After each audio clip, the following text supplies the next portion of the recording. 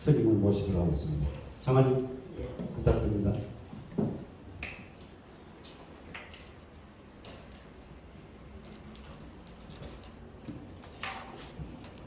예, 안녕하세요. 저는 장관 되기 전에 차관 간부고 농어문 신문사 사장을 했어요. 신문사 사장. 그때 시간이 엄청 많은 거예요. 그래서 뭐를 할까 했때 무슨 인생이 뭐냐는 것이 자꾸 이제 생각이 돼서 제가 우리 현우 스님한테 사주본 육갑한다고 해서 잘못하는 게 그러니까 사주가 엄청 어려워요. 그 1년 반을 공부를 했어요. 사주 공부를. 그렇게 하고 나서 그 다음에 꿈 해몽을 그러니까 한 주에 1시간씩 4개월 12주 그 다음에 관상을 12주 이렇게 했어요. 그래서 저는 왜 저기 하냐면 관상이나 사주는 내가 보기에는 이게 100% 맞는다 보다는 7~80% 정도 맞는데 꿈 해몽은 100% 맞는 것 같아요. 제가. 그래서 제 현우 스님이 이걸 꿈 해몽 책을 했을 때 내가 추천서도 했는데 정말 꿈 해몽이 개꿈 꿨다고 하는 것이 해몽을 못해서 그렇지 해몽만 하면 100% 맞는 거예요. 그래서 저는 그거를 김정구 회장한테 얘기했더니 그럼 꿈 해몽이나 관상에 대해서 우리 현우 스님한테 배웠으면 좋겠다. 현우 스님은 월정사 스님이신데 월정사에서 계신데 제가 생각에는 꿈 해몽하고 관상은 여러분들 꼭 필요할 거예요. 왜냐하면 며느리나 사업 올 때 그래도 관상 정도는 보야 이 자식이 지대로 살겠느냐 안 살겠느냐 이 정도는 보야 되잖아요. 그리고 또 하나는 사업을 해도 이 사람을 내가 계속 써야 되느냐 괜찮은 회사에 도움이 되겠느냐. 그리고 이병철 씨가 직원 뽑을 때는 꼭 관상 보는 사람 옆에다 놓고서 직원을 뽑았다는 거 아니에요. 그렇잖아요. 잘 나가다가 회사 망가뜨리면 회사 작살나잖아요. 그런 게 있다. 그래서 저는 꿈 해몽하고 그러니까 20일 하는데 하루에 목요일날 1시간씩 꿈 해몽을 1시간씩 열을 하고 관상을 또 열을 합니다. 그렇게 하는 걸로 했으니까 여러분들 한번 들어보시면 재미있고 또 하나는 이렇구나 이걸 느낄 거예요. 그래서 여러분들 좀 생활하는 데 큰 도움이 될 것이다 이렇게 생각합니다. 네. 우리 현우 스님 소개해 드리겠습니다.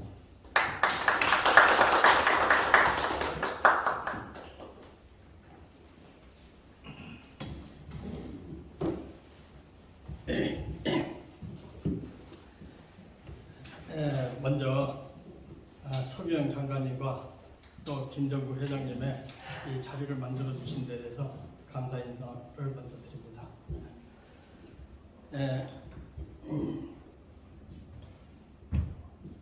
저는 장관님 소개를 하셨지만 이 본명 현우라고 합니다. 현우라는 것은 제가 출가할 때 그 오대산 월정사의 큰 스님한테 너는 세속을 버렸으니까 세속이로 버리고 이제 현우라는 이름으로 써라 해서 출가 이제 수계라고 그랬죠. 비국에 될 때 현우라는 이름으로 본명을 받았습니다.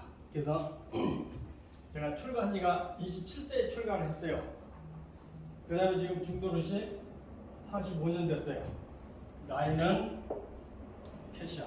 나이는 지금 모르는 게 나을 것 같습니다. 근데 하여간 중도릇 45년 했다는 거, 그 짧은 세월이 아니죠. 그렇게 하시고 지금 꿈 강의하기 전에 저는 어떤 일이 있으면 미리 그 일이 어떻게 될까 꿈을 미리 꿉니다. 그런데 꿈을 꾸는데 제가 이제 며칠 전에 여기 강의 좀 하면 어떻겠느냐 서장관님께서 말씀하시기를 그래서 이제 오케이를 하고 그러면 저희가 분위기가 어떻고 또 어떤 꿈 강의에 어떤 일이 벌어질까 생각해서 미리 이제 마인드 컨트롤해서 꿈을 꿨어요. 꿈을 꿨는데 이렇게 큰 법당이 아니고 자그마한 법당에 대처 스님이 한 분 계세요. 대처 스님이 계시는데 저한테 바톤을 얘기를 하면서 스님도 이제 10,000원을 얻어야 된다고. 그래서 그럼 나도 태고정으로 가야 되나? 그러다가 깼는데 모이신 분이 한 20명 정도? 그래서 거기서 한 20명 모이고 또 그 법당이라고 했으니까 이런 법회라든지 이런 것을 여는 법당이구나 이렇게 생각해서 웬만하게 되겠구나 이렇게 해서 여기 딱 와보니까 여기 김정구 회장님이 머리가 딱 벗어졌더라고. 벗어져서 이게 스님의 상징으로서 여기 대표님 회장님께서 나왔고 회장님이 근데 대처승이라고 그랬거든. 대처승이. 그런데 꿈에서는 여러분들이 굉장히 오해할 수 있는 부분이 많아요. 근데 대처승이라는 것은 그 마누라 있다 소리잖아요. 근데 마누라는 대부분 남자에 한해서 마누라는 누구냐? 애착가는 일거리. 그 사업체를 얘기합니다. 그러면 사업체가 있는 스님과 비슷한 사람이라는 얘기예요. 그 와보니까 머리가 벗어졌더라고. 그래서 또 사업체가 법당이라고 하니까 법당이나 이제 교회 다니시는 분들은 성당이나 교회가 나오거든요. 근데 저는 스님이니까 법당이 나온 거예요. 그건 상당히 권위적이고 힘이 있는 단체. 그러니까 제가 여기서 와 봤을 때는 상당히 힘이 있는 권위적인 단체구나. 거기에 주관을 하는 사람이 대처성으로 나왔구나. 이렇게 제가 판단을 했습니다. 근데 나도 장가를 가야 된다는 거예요. 대처성이 돼야 된다는 거예요. 태고정이나 딴 정부가 돼야 된다는 거예요. 근데 저는 그러면 태고정으로 바꾸나 그렇게 해야 되잖아요. 그러니까 저도 뭔가 일거리가 생겼다는 거예요. 여자가 하나 생겼다. 여자는 남자로 볼 때는 사업체 일거리 이렇게 상징이 됩니다. 그러니까 꿈에서 가장 중요한 것이 상징이라는 말이 있거든요. 상징이라는 것은 이렇게 어떤 모양을 다른 모습으로 가장 핵심적인 것을 다른 모습으로 표현해 주는 걸 상징이라고 하잖아요. 그러니까 저보다 선임자 여기서 강의를 하시고 여기 주관하신 대처성이 있는데 바톤을 제가 넘겨받았으니까 내가 대처성이 된 거예요. 근데 이 강의하는 이 자체가 일거리가 이제 제가 이어받은 거죠. 그렇게 꿈에서 딱 꿔서 미리 꿨다는 말씀을 드리고 또 대처성 얘기가 나왔으니까 그렇지 제가 한 10여 년 전부터 꿈 강의를 했는데요. 정말로 대처스님이 한 분이 와서 저한테 꿈을 배웠어요. 근데 그 대처스님이 하는 소리가 나는 우리 대처스니까 마누라 있을 거 아니에요? 그 마누라가 하는 소리가 툭 하면 자기가 바람을 피다는 거예요. 그 마누라 꿈에. 그래서 가만히 생각하니까 양반이 저 진짜 바람 피는 건 아닐 테고 마누라가 가끔 바람 피다는 거에서 꿈 해석하기를 이 스님은 대처생이니까 저게 좀 하고 조금 다르잖아요. 대처생이니까 연불 위주로 해요. 연불 위주로 하는데 어디 절에 49제 연불 약속은 그 달력에다 딱 쓰는 거예요. 연불 해달라고. 그러면 그날 묘하게 마누라가 꿈을 꾸는 거예요. 그러니까 그 신통하잖아요. 그러니까 그때만 싸움을 하는 거예요. 중도로 타다가 몰라서 대처서까지 하면서도 또 꿈에서도 바람 피지 않는 마누라가 달라고 못 갔는데 그래서 나한테 그 얘기를 듣고서는 꿈에서 남자는 여자가 이렇게 일거리로 되는데 일거리라는 것은 일거리 하기 전에 계약을 하는 거다. 그 옛날에는 그 결혼식이 우리 원시대는 간략했어요. 남자 여자 같이 참은 결혼식이에요. 근데 지금 거창하게 포장해서 결혼식 하잖아요. 그러니까 남녀 관계 예? 또 결혼식 이것은 어떤 일의 계획을 얘기합니다. 그래서 이제 그 얘기를 가서 마누라한테 했더니 마누라가 뭐냐면 꿈에서 자주 바람 피기를 좀 바란다고. 그러니까 여러분들도 혹시 여기 여자분들 계시는데 신랑이 바람 핀다든지 그러면 박수 쳐줘야 될 일이다. 그거 진짜로 바람 피는 거 아니에요. 그런데 저 아는 의사 한 분이 계셨는데 그 부인이 와서 나한테 또 거기서 꿈을 배웠어요. 그런데 하루는 밤중에 자다가 여자가 발로 차고 깨우고, 아니 여자가 아니고 남자가 발로 차고 깨우더라. 그래서 왜 그러니까 너 바람 피는 꿈을 꿨다는 거야. 그러니까 의사 마누라 기분 나쁠 거 아니에요? 기분 나쁘지가 뭐라고 하냐면, 내가 스님한테 배우기를 남자는 마누라가 일거리지만은 여자는 남자가 또 일거리다. 그러니까 당신 그러면 꿈에서 마누라가 일을 벌였으니까 여자가 그러면 사업체든 당신 직업에 관계된 일인데 당신 바람 폈으니까 당신 부서가 더 좋아지든지 하는 거지. 그러니까 그리고 며칠 있다 정말로 그 무슨 과장인데 과가 하나 자기가 다 포함하게 됐어요. 그러니까 오늘 이렇게 꿈꾸신 분들은, 들으신 분들은 꿈꿀 때 마누라나 내가 바람 폈다. 그러면 그 바람 피기 아니고 좋은 일 벌어진다. 그런데 그래서 이게 꿈에서는 이게 상징이 굉장히 중요해요. 그런데 그러니까 꿈에서 이제 우리가 오늘 하나 첫 번째 배운 것이 꿈에서 바람 피는 게 그게 무슨 진짜로 바람 피는 건 아니다. 이렇게 하나 인식하면 좋겠고, 그런데 바람 피다가 바람을 못 필 경우가 많습니다. 남자는 좀 속된 말로 얘기해서 꿈에서 뭐 성의를 하려는데 뭐 고추가 쓰질 않았어요. 그러면 여러분들 남자들은 그 되게 자존심 상하는 거거든요. 그러니까 그것은 하던 일에 뭔 일에 좌절 이렇게 상징하면 됩니다. 또 미국에서 어떤 여자가 이제 국악인인데 미국에 있다가 한국에 왔어요. 왔는데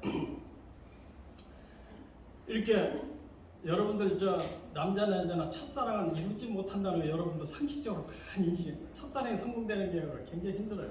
근데 그 국악인이 와가지고 스님 저는 며칠 전에 아주 첫사랑을 만나가지고 이렇게 데이트를 기분 좋게 했더니 그래서 잤어? 못 잤어? 그랬더니 아이 그런 건 성행이 한 건 아니고요. 야 당신 큰 망신을 당하겠다. 이루지 못한 상황 때문에 되게 망신 떠올 거야. 그랬더니 어떻게 됐겠어요? 정말로 상대 남편 여자가 와서 짓뜯으라고. 그러니까 성행위는 끝을 봐야 된다는 얘기죠. 그 성행위가 안 되면 아무것도 안 되는 거예요. 그러니까 첫사랑하고 이루지 못한 사랑하고 데이트를 했어요. 근데 마무리가 없다는 거예요. 이제 이런 것은 상징이라고 그래요. 또 어떤 스님은 출가해가지고 몇 년 지나서 이제 대부분 뭐 스님들이나 일반 신도들도 그렇지만은 처음 출가한다든지 종교를 가지고 막 죽기 설교를 합니다. 나중에는 그게 그거지만은 그러다 보니까 꿈을 꿨어요. 꿈을 꿨는데 아니 산신령이 나타나가지고 뭐라고 하냐면 야 너 고추를 잘라야 도를 이룰 수 있다. 그러니까 초반시신 변정강이라고 처음 이렇게 신심이 났던 사람한테 그게 참말일까? 산신령이 계시를 했는데 그래서 진짜 고추를 자른 스님이 있어요. 진짜로 있던 일입니다.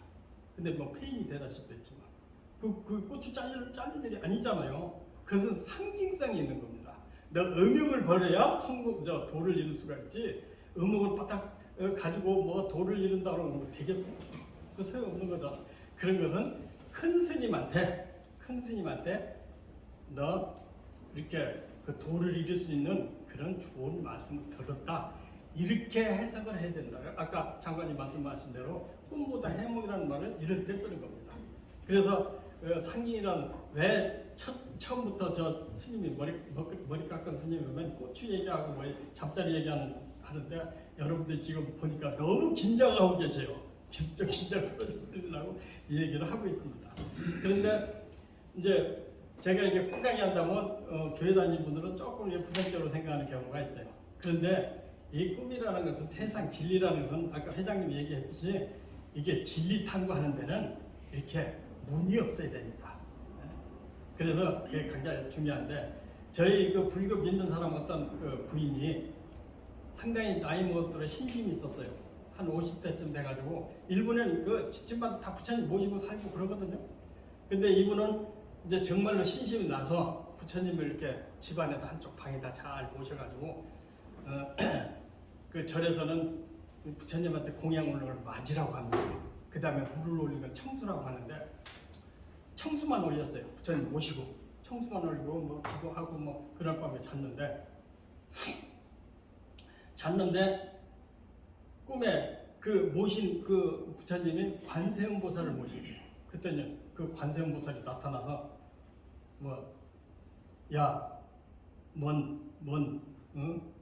너 청수만 올리고 맞은 안 올리나? 그냥 물만 올리고 밥은 안 올리냐? 그걸 보니까 막 험악하게 나타나서 욕을 해야 되니까 아니 놀라서 깼어요. 깨가지고 그 스님들한테 자기는 정성으로 부처님을 모셨으면 상을 받고 칭찬을 받아야 되는데 부처님 모셨다고 요거를 얻어먹은 거야. 그러면은 이거 뭔가 이게 자기가 믿어왔던 저기하고 상반되는 거야. 그러니까 나한테 뭐 자문을 구했어요. 그러면 관세보살님 중성 불교에서는 이제 뭐 스님도 그렇고 중성을 얘기하거든요. 뭐 남자들이 이제 따지자 중성을 얘기해. 그러면 당신한테 절대적인 영향을 행사하는 사람이 누가 있느냐? 그랬더니 저한테 행사할 수 있는 사람은 언니밖에 없습니다. 언니가 자기 생명줄을 잡고 있다. 언니가 이제 일순노래를 해요. 근데 거기 심부름도 하고 거기 용돈도 받아서 그렇게 살거든요. 근데 그럼 언니한테 되게 혼나겠구만. 그랬더니 2, 3일 지나서 언니가 왜 심부름 시키고 안 했느냐고 되게 혼냈다는 거예요. 그러니까 꿈을 해몽 잘못해서 벌어지는 일이 굉장히 많습니다. 그래서 꿈은 이제 이 가장 중요한 것이 꿈의 정의거든요. 아까 회장님 말씀하셨듯이 꿈은 두 가지 있다고 그랬잖아요. 장래 우리가 생각하는 것이 다 꿈이거든요. 꿈은 미래니까. 그 다음에 우리 실질적으로 꿈은 꾸는 것도 전부 미래입니다. 개꿀이 하나도 없어. 해석을 못할 뿐이에요. 그런데 이제 꿈은 그럼 왜 꾸느냐? 우리는 끊임없이 원시시대부터 인간이 태어나서 어떻게 살고 있느냐? 매일 미래를 생각하고 있다. 매일. 내일 어떻게 될까? 모레 어떻게 될까? 그 고뇌로 여러분들도 한치 앞을 모르는 미래지만은 서양 사람들은 신의 관계이기 때문에 신의 허락 없이는 꿈꾸는 것도 신의 영역에 이렇게 보거든요. 근데 저희가 그렇게 보지 않거든요. 고뇌의 대답이다. 끊임없이 내가 고뇌한 것이 대답이 나오는 거예요. 그러니까 고뇌하지 않는 자는 꿈꾸지 않아요. 그러면 꿈은 미해결. 해결된 일은 우리 의식 구조가 꿈꿀 필요가 없어 해결되는데 왜 꿈꾸겠어요? 그래서 꿈은 미해결 관심사. 또 관심 없는 일 꿈. 내가 뭐 소련이나 미국에 있는 사람 관심이 뭐가 있겠어요? 그러니까 꿈은 내가 해결 안 된 일, 관심사를 예지한다, 미리 한다. 그러니까 꿈이라는 게 이게 엄청 중요한 건데 사람들이 너무 이게 모르고 해결 안 되면 인류 문화에서 해결되지 않는 부분이라고. 제가 감히 그거 뭐 어느 정도 해결했다고 볼 수 있거든요. 그럼 미해결 관심사를 예지하는 거예요. 미리 아는 거예요. 우리 가장 중요한 것이 뭐 지금 과학적으로 뭐 현실적으로 파악하고 뭐 분석하는 거예요. 전부 미래를 얘기하는 거잖아요. 그 꿈은 미해결 관심사 예지하는 것이다. 이렇게. 그 어떤 사람이 이제 이런 일이 있었어요. 이제 평생을 뭐 운동을 뭐 하다가 이렇게 놀던 사람이 있었는데 그 사람이 하루는 벌레벌떡 저하고 중론을 같이 했어요. 우대상 어쩐가 했는데 뭐 운동권이라 이제 뭐 박통이 죽으니까 얼른 튀어나가더라고. 그러더니 뭐 하루는 꿈을 꿨어요. 꿈을 꿨는데 걸떡걸떡 하면서 나 큰일 났다. 왜 그러냐니까 내가 하나 꿈을 꿨는데 이게 좀 심각한 꿈이야. 그래서 무슨 꿈인데 얘기해. 우리 마누라가 딱 지가 꾼 게 아니고 마누라가 꿨는데 내가 꿈에 우리 어머니를 죽이더라는 거예요. 어머니를 잔혹하게 죽여가지고 그러니까 두 부부가 헐떡헐떡 그냥 놀래가지고 그 시체를 갖다가 산에 갖다 묻었대. 산 꼭대기다 묻었어. 그랬더니 중턱에다 묻었다는 거야. 이제 오래된 일 수건사 취직이 되겠구만. 그 평생 놀던 사람이 뭐 취직된다니까 무슨 꿈을 해석을 그렇게 하냐. 진짜로 뭐 기업에 그 감사로 취직이 됐어요. 그러니까 어머니는 오래된 일 나이가 들었잖아요. 그 다음에 어머니는 나한테는 엄청 중요한 일이잖아요. 중요한 일 주겠으니까 성사. 아까 뭐 잠자리하는 것도 성사하고 계약이라고 그랬잖아. 근데 어머니 죽였어. 그러니까 우리가 현실적으로는 굉장히 심각한 일이잖아요. 근데 성사됐다는 거예요. 그 산에 묻었어. 산이라는 것은 꿈에서 해석하기를 큰 기관이나 단체를 얘기합니다. 이거 단체에 묻었어. 꼭대기 묻었으면 이사장. 근데 중턱에 묻었어. 그러니까 중요. 이렇게 해석이 되는 거예요. 그럼 여기서도 몇 가지가 나와 있죠. 또 여기 여러분들 계시니까 또 여자분들 계시니까 여자분들 가지고 귀가 뜰만. 어떤 아가씨가 연예인을 꿈꾼 아가씨가 있었어요. 근데 참 이뻐. 이쁜데 소원이 시집 잘 가는 거예요. 근데 하루는 잠을 자는데 부는 커튼에 이렇게 바람이 부는데 한쪽에서 뭐 이상하게 생긴 화살이 하나 쫙 날라들어서 심장에 딱 꽂혀버렸어. 그게 어떻게 됐겠어요? 죽어버렸어. 죽으니까 어이구 자기는 뭐 생각지도 않고 우리가 나한테 해먹는 거였어. 조금 있으면 어떤 남자한테 선택당해. 그 어떻게 해요? 화살을 맞았다는 건 내가 선택당했다는 거야. 근데 네가 죽었잖아. 죽었으니까 어떻게 돼? 내 허락이야. 근데 중요한 게 뭐냐면 분홍색 카텐이 왔다 갔다 바람 부는데 바람 불었다. 상당히 설레이는 연애를 해서 결혼에 꼬링한 거예요. 정말로 그렇게 됐어요. 왜? 분홍색 카텐은 것은 애정을 얘기하고. 그러니까 성사가 된 거예요. 그 다음에 자기가 맞았으니까 허락이 된 거예요. 그러니까 성사. 그래서 그렇게 아주 감탄하고 또 얼마 전에 어떤 사람은 전화가 와가지고 스님 제가 창문을 이렇게 바라보고 있는데요. 건물들이 쫙 있는데 제가 창문을 바라보면서 옆에 남편이 셋 하면서 깼다는 거예요. 그래서 그럼 기관에 뭐 관련된 일이 있어요? 그랬더니 우리 집 뭐 기관에 관련된 일은 없는데 아니 하나 있어요. 뭐냐 아들이 회사를 옮기려고 해서 시험을 봤다는 거예요. 시험을 봤는데 뭐 PD하고 그 다음에 또 뭐 있어요? 뭐 면접하고 세 가지가 시험을 통과를 해야 되는데 넓은 창문에서 넓은 건물을 봤어. 그러니까 그 건물이 뭐예요? 기관이었다. 하나하나 기관이야. 그러니까 자회사가 많은 기관에 관련된 일이야.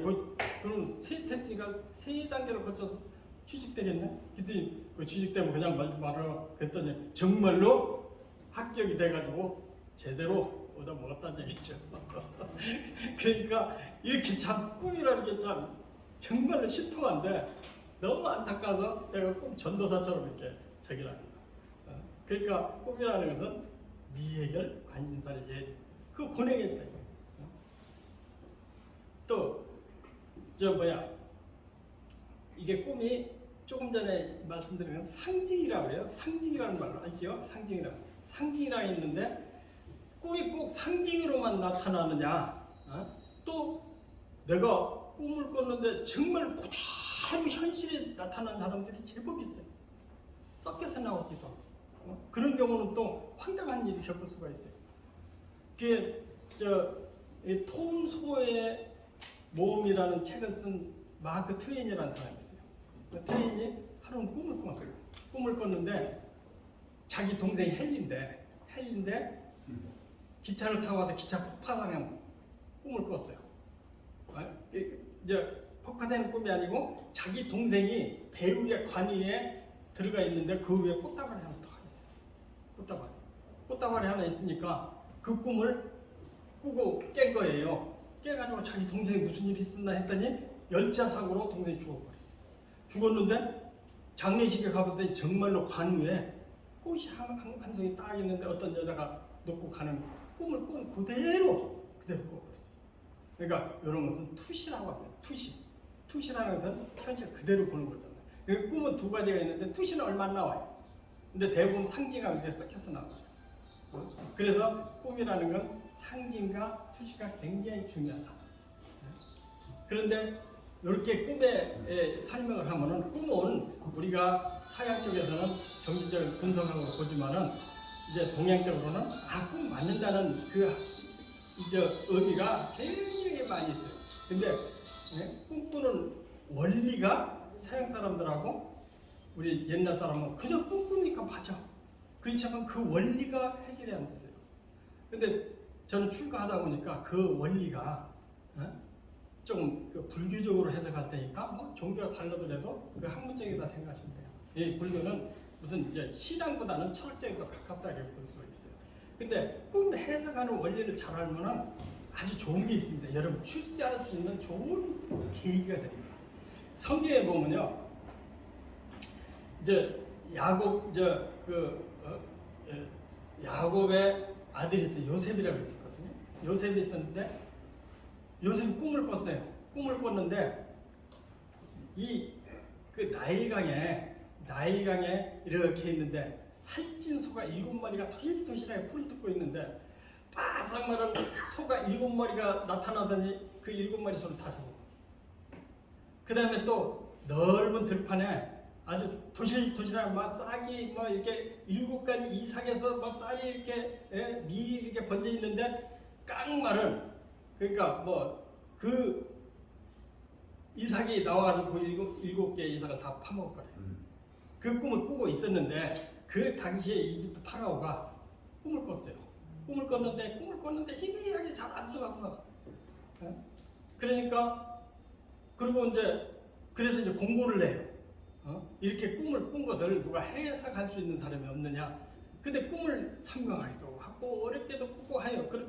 그런데 그 공고를 내니까 파라오가 꾼 꿈이 아까 요셉이 꾼 게 아니고 파라오가 꾼 꿈이에요. 그래가지고 공고를 내, 이 꿈 해석할 사람.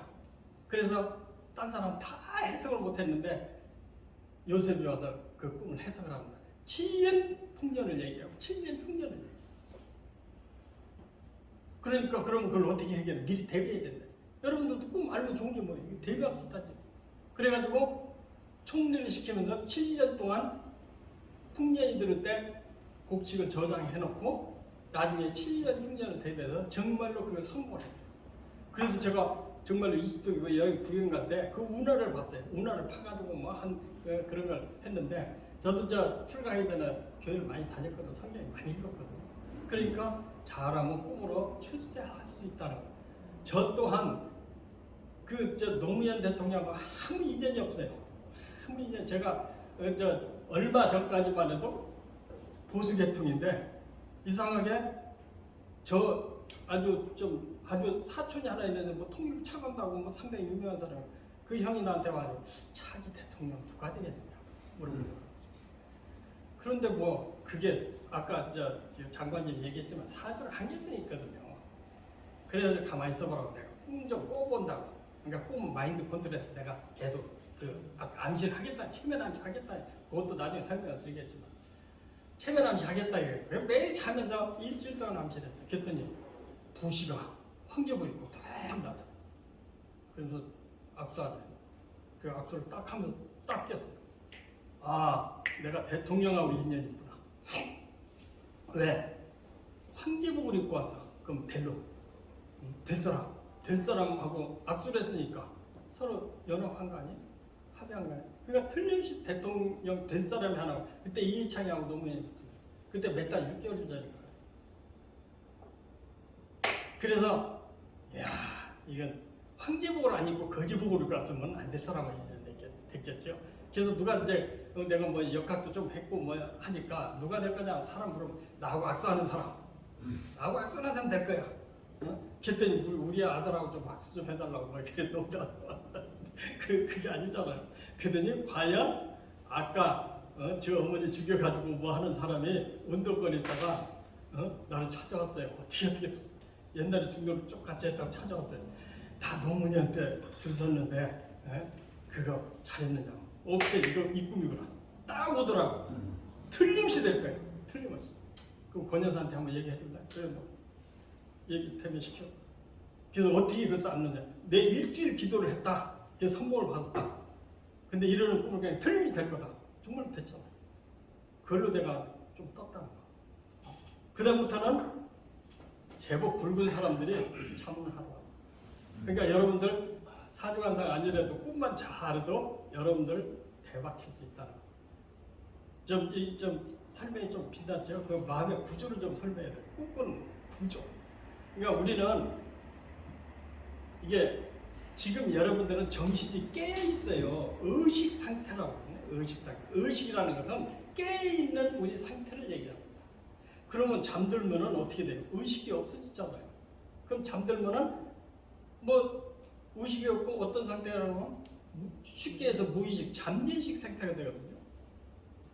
그렇다고 뭐 죽은 게 아니잖아요. 뭐 교통사고 나서, 뭐 사고 났다, 뭐 마취를 했다, 뭐 이렇게 하면은 잠재의식 상태가 되거든요. 잠재의식 상태가 되는데 그러면 죽었느냐? 그건 아니잖아요. 그러니까 이 의식 구조는 이 뇌세포가 굉장히 많습니다. 여기서 지금 핵산 얘기하는 것도 그 부분의 일부분일 겁니다, 아마. 그러니까 그 뇌세포의 어느 부분가 우리를 구성하고 있는 핵산이 있는데 그걸 뭐 그 물리학에서는 뭐 양자로 이렇게 봐야 되지 않을까 저는 이렇게 생각하고 있어요. 그런데 그 의식 구조가 잠들면 없어진다. 그런데 살아 있거든요. 그걸 갖다가 뭐 서양이나 저기는 무의식이라고 했는데 저희는 불교 쪽에는 제8식 이렇게 얘기합니다.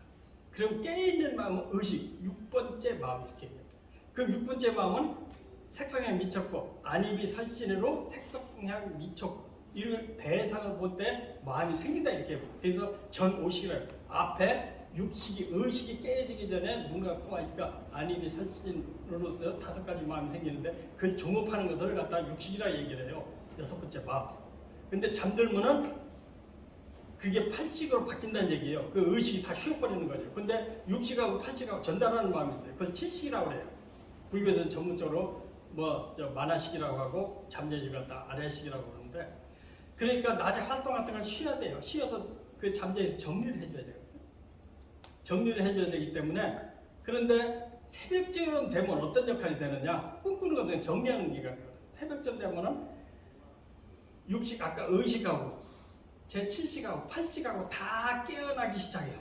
그러니까 여러분들 잘 생각해보세요. 꿈을 언제 꿔요? 새벽에 꾸잖아요. 그래서 잠재의식에서 활동했던 기억에 정리된 것을 딱 꼬르륵 올라올 때 육식에서 읽어낼 정도가 그 정도가 돼야 꿈을 기억하는 거예요. 더 깊이 들으면 꿈을 기억 못하거든요. 그러니까 낮에 고뇌하고 생각했던 것이 8식에서 앞으로 이렇게 됩니다. 이렇게 보여줘. 그럼 6식에서 읽을 정도가 돼. 근데 잠은 안 깼어. 요게 이제 심리학 분석 과정이거든요. 그러니까 60, 70, 80이 굉장히 중요한 부분이에요. 요걸 이제 써는 시간의 한계성이 있어가지고 대충 개론하고 다음에 시간을 한 번 더 합니다. 그래서 새벽에 꿈꿀 때는 육식의 의식에서 읽어낼 정도. 그래서 꿈꾸다 보면 딱 깨거든요. 그거 분석하면 돼요. 그런데 아까도 처음에 얘기했지만 우리가 의식하고 있는 상태를 고뇌하고 있는 상태를 꿈으로 나오는 거 정확한 거거든요. 그 꿈 하나로만 해도 우리 마음의 구조를 할 수 있다. 근데 이것은 뭐 사람만 아니라 동물도 마찬가지로 개도. 그래서 이 꿈은 미에게 관심사인데 우리가 그러면은 아까도 그 노무현이 얘기를 할 때 무슨 소리를 했느냐? 내가 일주일 고뇌를 했다고 했잖아요. 내 관심사 계속 고뇌를 하면 꿈을 꾸게 되니까 다만 해석을 못하는. 그런데 앞으로 10번을 해가면서 여러분들한테 꿈 해몽하는 방법에 대해서 설명을 할까 합니다. 그래서 오늘은 간략하게 꿈의 중요한 것이 상징이 있다. 그리고 투시가 있다. 그 다음에 꿈은 고뇌에 대해서 대답이다. 이렇게 줄거리를 알면 됩니다. 그 다음에 마음의 구조는 이것은 그 상식적으로 의식이 있고 잠재의식이 있잖아요. 그걸 무의식이다 뭐 이렇게 얘기를 하는데 그 프로이드 쪽에서 무의식이라고 했거든요.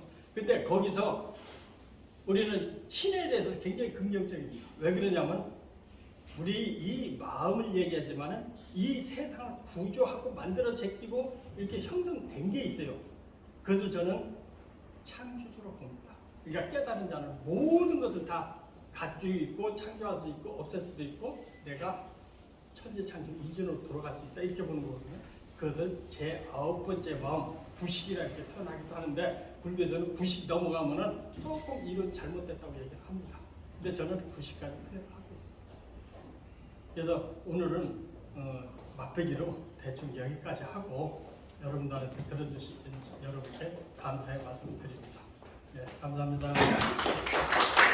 뭘 여쭤보려고 그러냐면 엄마가 암으로 살아 계시다가 돌아가실 때쯤 됐을 때쯤이에요. 갑자기 저는 이제 크리스천 천주교 신자인데 친정 어머니한테 이렇게 성당을 가시자 했는데도 안 가셨어요. 근데 돌아가시기 직전쯤에 그 뭔가 좀 예사롭지 않은 꿈을 제가 지금 여러 번 꾸게 있어서 이렇게 손톱이 이렇게 딱 가운데 손톱이 쫙 갈라지고 뭔가 이렇게 하늘에 별빛도 그러니까 좀 아주 오래된 꿈이라 그러긴 한데 그래도 선명하게 남았던 게 그렇게 하고 나서 엄마가 진짜 세례를 받고 딱 열흘 앞두고 세례를 받고 돌아가셨거든요. 그러니까 그런 꿈도 그렇게 예지가 되는 건지 그거 한번 여쭈고 싶었어요. 그럼 이 꿈은 이제 손톱이 갈라지는 꿈을 꾸셨다고 그랬잖아요. 손톱이 갈라지고 십자 모양 이렇게 쫙 열렸어요. 십자 모양으로. 네. 그것은 이제 이 손이라는 것은 아랫사람을 많이 상징을 해요. 우리가 자식을 손발 쓰라 이렇게 얘기했잖아요. 손발은 아랫사람으로 인해서 이렇게 십자가 열렸다. 그럼 아랫사람으로 해서 자식이나 이런 사람에서 십자가니까 절대적인 뭔 사상이 생겼지 않았을까. 그래서 또 하늘이 열렸다고 그랬잖아요. 그러니까 뭐 자식으로 인해서 죽음을 암시를 했고 또 그것을 행복하게 이상세계로 가지 않았다. 그렇게 해석이 가능합니다. 엄마가 꿈을 자주 꾸셔요. 그런 말씀을 하시는데 연생활을 못 꾸셔서 그 말을 다 외울지 모르겠지만 어느 집에 아기가 있었대요. 아기가 있었는데 이제 그때까지 걷지 못하던 아기였는데 저희 큰애가 들어왔는데 집에서 들어왔대. 밖에서 들어왔고 이제 그런데 걔가 그 아기가 걸어다니면서 막 흐트러 놓고 방을 엉망진창으로 만들어놨나 봐요. 그러니까 이제 저희 큰애가 들어와서 다 정리를 하고 그랬는데 그게 무슨 꿈인가 혹시 우리 큰애한테 안 좋은 일이 있지 않을까 싶어서 걱정을 하시더라고요. 그 큰아이가 들어와서 어질러 놨다는 얘기 아니겠어요? 아니요, 어질른 거를 이제 다 정리를 한 거죠. 큰아이가 와서 어질러 놓은 상태를 정리한 건가요? 네, 어질러 놓은 거예요. 어질러 놓은 것을? 네. 그것은 이제 어머니라고 그랬잖아요. 네. 어머니가 정서적으로, 정신적으로 뭘 많이 어질렀다면 정리가 안 된 상태거든요. 꿈은 이제 상징인데 정리가 안 된 상태인데 손자가 와서 뭘 정리를 싹 해놨잖아요. 그러니까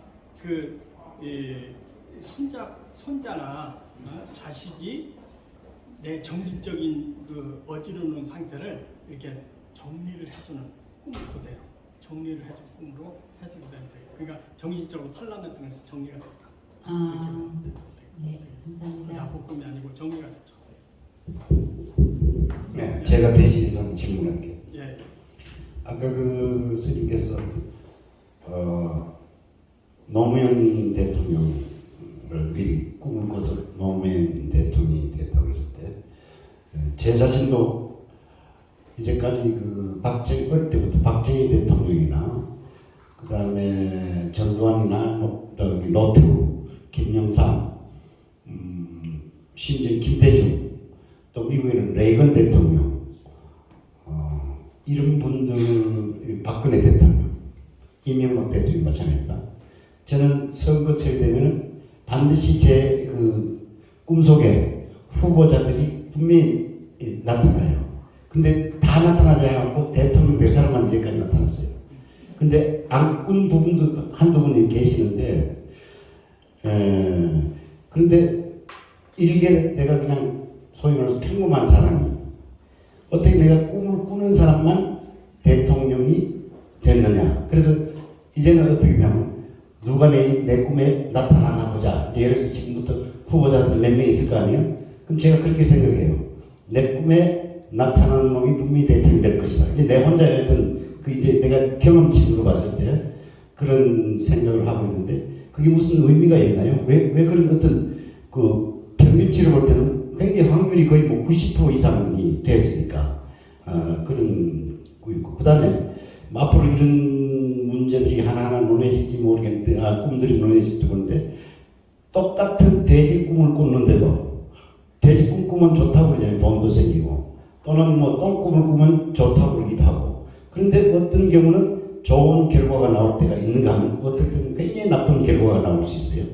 그럼 같은 꿈의 성질을 갖고 또는 꿈의 어떤 대상을 갖고 경우에 따라서는 다 다르다는 이런 표현이 되는 건지 거기에 대한 답변을 주시면 감사하겠습니다. 아주 좋은 질문을 해주셨는데요. 이게 이제 그 사람은 똑같은 꿈을 꿨는데도 그릇에 따라서 이제 관심사라고 그랬잖아요. 관심사 예제. 그러니까 그릇과 관심에 따라서 해석이 달라집니다. 제가 그 영월에 지금 그 조그마한 그 암자에 있는데 그 영월 보덕사는 주지를 하다가 그 인기가 돼서 제가 그만뒀거든요. 근데 그 동강시스타라고 저 리조트가 있어요. 근데 정원달 가면 제가 꿈강의를 해줘요. 근데 거기 직원 하나가 제가 꿈을 꿨는데 스님 박근혜 대통령 때 박근혜 대통령이 차를 한 잔 주더라는 거예요. 그러니까 저 뭐 복권을 사야 될까요? 뭘 사야 될까요? 그것은 그 꿈이 아니고 사장한테 정신적인 일을 하나 맡길 거야. 그럼 그 일 해결될 거야. 그러니까 그 사람은 자기의 대통령이 그 리조트 사장이에요. 대통령이. 그러니까 물 한 컵을 줬기 때문에 차를 줬기 때문에 차라는 건 정신적인 걸 얘기하는 거거든요. 그 정신적인 일 처리하는 거예요. 그런데 대통령이 지근거리에 있는 사람들은 대통령 관련된 꿈이에요. 그리고 또 자기가 관공서에 관련된 사람은 대통령 꿈을 꿀 수가 있어요. 그리고 선거철에 꿨다. 이것은 대통령 예지하는 꿈일 가능성이 굉장히 많습니다. 많고 그 다음에 어떤 사람이 여자가 와가지고 저한테 묻기를 스님 저는 그 김정일이가 김일성이를 데리고 자기 대문 앞에 들어오더라는 거예요. 그래서 못 들게 해야지 다 대문을 안 열어줘야 되는데 딱 문 앞에 서 있으니까 어쩔 수 없이 대문을 열어줬다는 거예요. 그래서 당신 뭐 하는데 뭐 돈벌이 했더니 아무 집에 놓은데 그러면은 그 당신 형제가 많냐고 했더니 형제가 뭐 한두 명 있는데 그게 중요시지 않고 자기 시동생이 있다는 거예요. 그러면 자기 시아버지 살았어 했더니 시아버지 살았다는 거예요. 그럼 시동생이 시아버지 데리고 책임지라고 오겠구만. 정확하게 말했어요. 그러니까 김일성이는 시아버지잖아요. 김정일이 형제고. 그러니까 김정일이가 시아버지 책임지라고 데리고 온 거예요. 그러니까 그렇게 그 사람의 입장에 따라서 해석을 다시 해야 된다. 그러니까 대통령에 관계된 사람이면 대통령 꿈을 꿀 수 있다. 그런데 어떤 사장이 가끔 대통령 꿈을 꿔요. 꾸는데 내가 볼 때는 지금 자기가 여기 CEO야. CEO인데 딴 회사에 관련된 사장하고 관계가 될 때는 김정일이로 많이 나와요. 그러니까 회사가 달렸다는 얘기죠. 그러니까 그 직원이 꿈을 꾸는데 어떤 때는 대통령 나오고 어떤 때는 김정일이가 나온다. 그러니까 대통령이 나올 때는 자기 회장하고 관계된 거야. 그런데 김정일이 나올 때는 딴 회사에 무슨 대화를 하러 간다든지 뭐 오다를 받아 이렇게 나온다는 거야. 그러니까 이제 회장님 경우에 그래서 꿈꿀 때는 상대방이 어떤 위치고 어떤 입장에서 해석이 달라진다. 그러니까 대통령 직원된 사람은 대통령 꿈을 꿀 수밖에 없어요. 관심사 거기 있습니다. 근데 그게 해당 사항이 없는데 대통령 나오는 사람들 그렇게 자기 CEO도 될 수 있고 상대방 CEO도 될 수 있고 우리 연합 제7구 할 수도 있고 아까 꿈에 뭐라고 해석했느냐면 부시가 환경부를 왔을 때 악수를 했는데 부시는 전 세계 대통령으로 평가가 되잖아요. 그러면은 만약에 대한민국 사람이 와서 황제복 입고 나보고 악수했다 그러면은 우리 총무원장이 어떤 사람 되고 이렇게 해석해 봤습니다. 근데 부시가 세계 해치니까 우리나라 대한민국 미국으로 표현이 된 거예요. 그러니까 그런 경우는 부시니까 대한민국 대통령 될 거다 이렇게 황제복. 그런데 총무원장 선거가 있는데 우리나라 대통령에서 나오고 제가 대한민국 조계종 스님이니까 조계종이 대통령이 총무원장이잖아요. 그런 경우에는 아 이게 총무원장하고 인연이구나. 그렇게 해석해야 돼요. 또 뭐?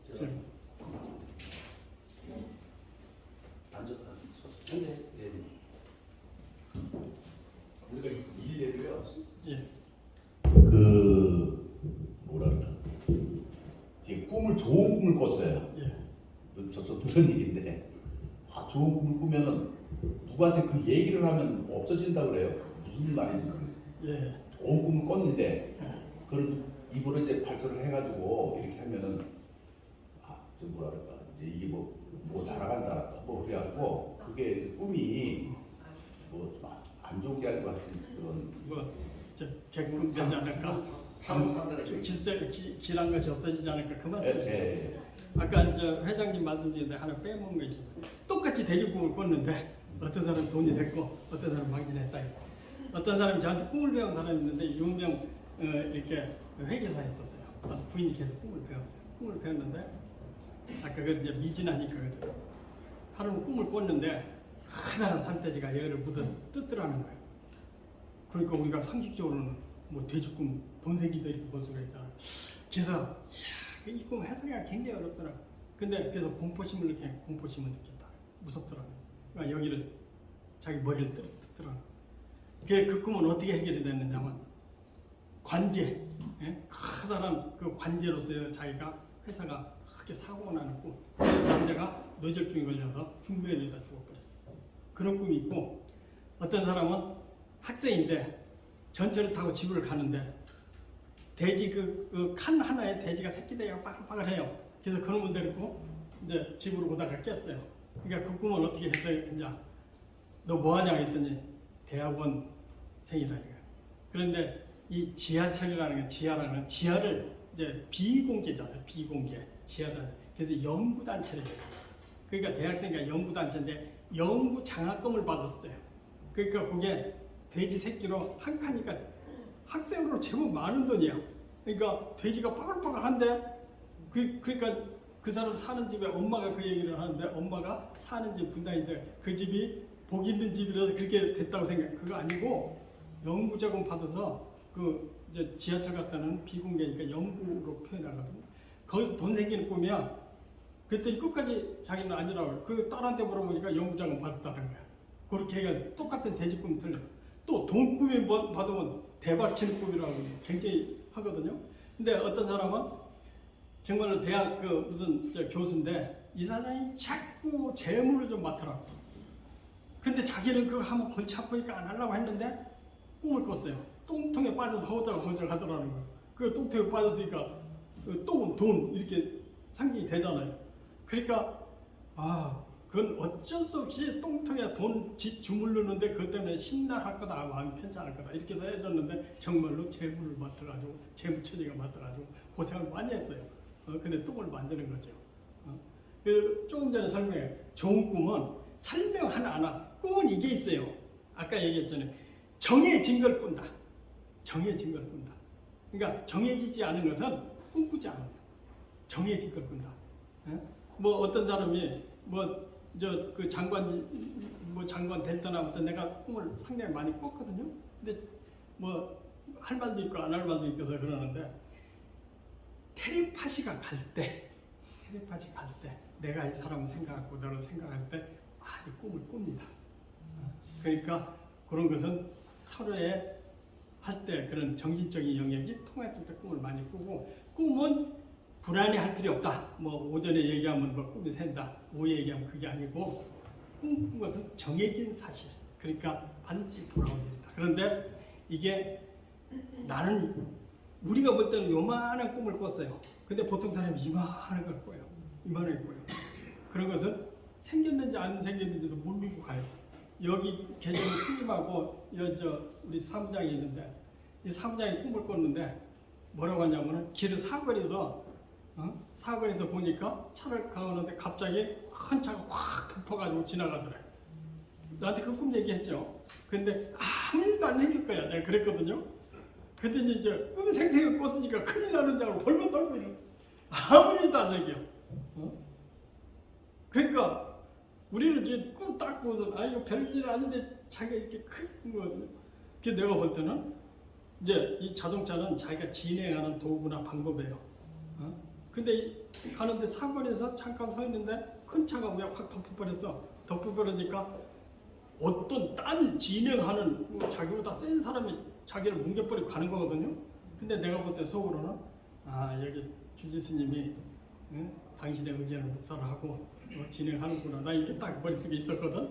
그러니까 그날 내가 들어보니까 스님이 자기가 이렇게 하려고 하는데 그거 아니에요 하면서 스님이 이렇게 해버렸대. 그러니까 그걸 일반 사람들은 대단히 중요하다고 생각했는데 본인은 이제 스님한테 갑자기 왔으니까 스님 한마디가 굉장히 중요한데 내가 볼 때는 스님은 보통 얘기하듯이 한 거예요. 그렇게도 내가 보면은 판단은 아무 일도 안 생길 거야. 하루 종일 지내봐. 며칠 동안 아무 일도 안 생겼어요. 그러니까 이게 꿈을 연구해 보면은 그 사람의 입장에 따라서 큰 꿈인지 작은 꿈인지 나와요. 이게 이제 고수들이 이제 판단하는 방법이거든요. 그러니까 꿈이라는 것은 내가 조금 나쁜 꿈을 꿔서 벌벌 떠는데 사실은 별거 아닌 경우가 굉장히 많아요. 그러니까 꿈의 공포에서 해결되시라고 해요.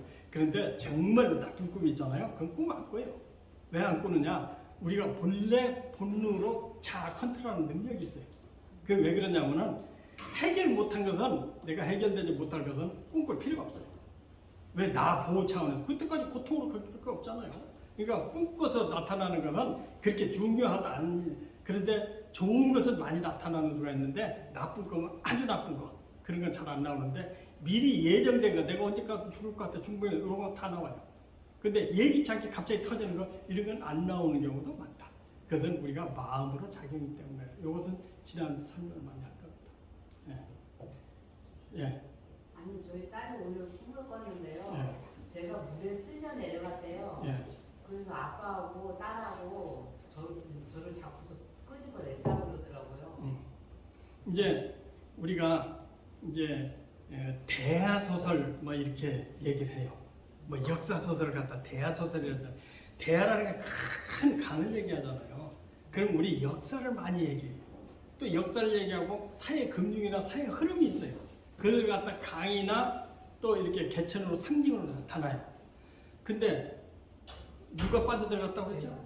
근데 엄마가 빠져들어갔어. 그러면 사회 시류의 기류에 타고 있는 거야. 근데 제일 좋은 것은 아까도 얘기했죠. 그 강물에 흘러가다가 엄마가 송장으로 둥둥 떠있으면 대박이야. 그런데 건져냈어. 근데 사회적으로 돈 벌러 뭔가 활동을 하러 갔는데 건져냈어. 사회적으로 돈 벌 수 있고 좋은 일 흐름을 타는 것을 방해받는다. 그러니까 이 강물이 이렇게 흐르는데 저도 몇 년 전에 꿈을 꿨는데 강물이 이렇게 보니까 영원 동강에 굽이굽이 흐르더라고. 강물 껐는데 거기서 보니까 멀리 송어가 그냥 벌떡벌떡 뛰어. 야 이거 돈 생기는 꿈인데 그래가지고 가서 송어를 잡아버리라고 켰는데 송어가 잡히기 아니라 가다가 뭐 고기가 뚝뚝뚝뚝 떨어져 하늘에서 떠가니까 뭐 뻐겁게 그래서 5마리를 얻었어요. 얻었어요. 그러더니 정말로 돈 2,500만이 5마리고 500만 원씩 하나에. 예? 그래서 5마리고 500만 2,500만 원 차바꿨다는 거. 근데 그게 강에서 생긴 게 아니고 딴 데 생겼어요. 근데 그 가다가 생겼으니까 이 강이라는 것은 그 물류, 우리 그때 물류를 하잖아요. 거기에 휩쓸려 죽어야 대박이야. 근데 죽지 않으면 소용없다는 거. 그 헝죽 했다 그러면은 거기에 들어갔는데 별별 없다는 거. 그러니까 꿈에서는 여자들 꿈 얘기 하다 보면 졸졸졸 얘기하면 어떤 사람 10분, 20분씩 아주 정립 떨어져. 근데 끝에 보면 아무것도 없어. 그게 사람만 피곤해. 그러니까 결론을 끝에 봐야 돼. 속된 말로 했느냐, 뺏었느냐, 죽였느냐. 꿈의 또 가장 특징이 뭐냐면 우리가 지금 뭐 정권도 정치도 그렇잖아요. 남 불행 대 행복 그러잖아요. 남 불행 행복. 그러니까 꿈에서는 어머니도 자식도 다 남이야. 다 죽여야 돼. 그럼 남 불행은 그냥 행복. 그러니까 왜 그러냐면 우리가 불교에서는 전생을 얘기하기 때문에 옛날 원시 때부터 모든 기억을 차곡차곡 갖고 있어요. 그런데 미래를 모르니까 미래는 경험을 안 했으니까 계획만 있잖아요. 그런데 과거 기억이 있으니까 그 과거 기억을 빌려서 상징 언어로서 표현을 해줘요. 그러니까 과거는 원시로 갈 때는 어때? 잔인하잖아요. 그러니까 잔인한 건 뭐냐면은 남 불행해져 내가 행복하다는 얘기야. 우리 정치권에도 보잖아요. 사업적 경영. 그러니까 꿈에서는 현실에서는 그런 것을 해결하려고 종교가 역할을 해야 되는 거예요. 그러니까 현실에서는 어떻게 해요? 지금도 교묘하게 표장돼 있잖아요. 우리 정치권 지금 교묘하게 포장되어 있는데 속으로는 저는 망하는 것이 내 행복이야 이렇게. 그러니까 재밌는 얘기 있잖아요. 아주 예쁜 얘기 국스님이 아마 죽여주네. 이뻐서 아주 맛있는 거 죽여줘. 또 노래도 있잖아요. 아주 죽여주네 노래 있잖아요. 꿈에서 제일 핵심이 죽였느냐 살렸느냐, 했느냐 안 했느냐. 이거. 자, 이게 스님에서 이렇게 꿈 얘기하니까 일단 한 번씩 해보죠. 언제 해보겠습니다. 자, 오늘 스님